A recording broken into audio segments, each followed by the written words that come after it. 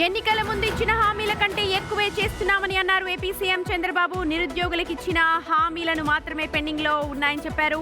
నిరుద్యోగ భృతి లేదా 20 లక్షల ఉద్యోగాలు ఇస్తామని హామీ ఇచ్చినట్టు గుర్తు చేశారు.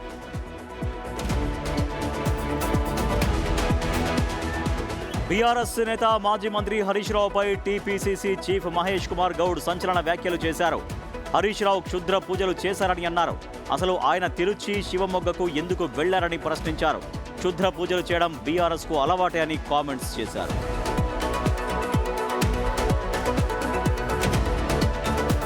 సొంత నియోజకవర్గంలోనే మంత్రి అనగాని సత్యప్రసాద్ కి బిగ్ షాక్ తగిలింది. ఆయనకు అత్యంత ఆప్తుడు టీడీపీ మాజీ రాష్ట్ర కార్యదర్శి గూడపాటి శ్రీనివాసరావు పార్టీకి గుడ్ బై చెప్పేశారు. వైసీపీ తీర్థం పుచ్చుకునేందుకు రెడీ అయిపోయారు.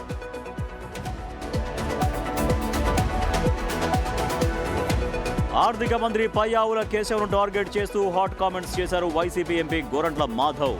నీచ రాజకీయాలకు పయ్యావుల కేర్ ఆఫ్ అడ్రస్ అని, ఉరవకొండలో ఆయన చేయని అరాచకం లేదన్నారు. ప్రశ్నిస్తే కేసులేంటని నిలదీశారు.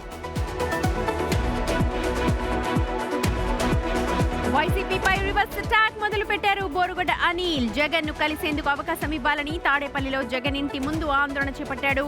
సజ్జల రామకృష్ణారెడ్డి క్షమాపణ చెప్పాలని డిమాండ్ చేస్తున్నాడు.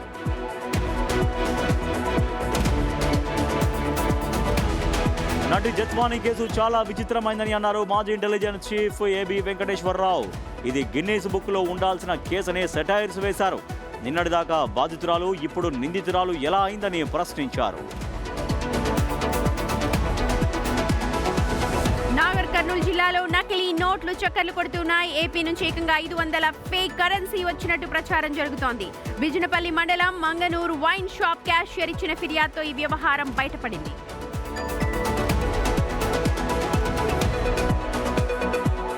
లోక్సభలో వరుసగా 12వ రోజు కూడా రసాభాస జరిగింది. విపక్షాల ఆందోళనతో రేపటికి వాయిదా పడింది.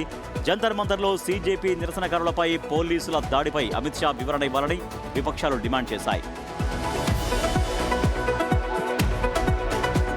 ఎయిర్ ఇండియా ఫ్లైట్ కు పెను ప్రమాదం తప్పింది. థాయిలాండ్లోని ఫుకెట్ నుంచి ఢిల్లీకి వస్తోన్న విమానం తీవ్ర కుదుపులకు లోనైంది. దీంతో పలువురు ప్రయాణికులు గాయపడ్డారు. పైలట్ అప్రమత్తమై సురక్షితంగా ల్యాండ్ చేయడంతో పెద్ద ప్రమాదం తప్పింది. వరుసగా జోష్ మీదున్న స్టాక్ మార్కెట్లో ఇవాళ నష్టాలతో ముగిశాయి. సెన్సెక్స్ 210 పాయింట్ల నష్టంతో ముగియగా నిఫ్టీ 159 పాయింట్ల నష్టంతో ముగిసింది.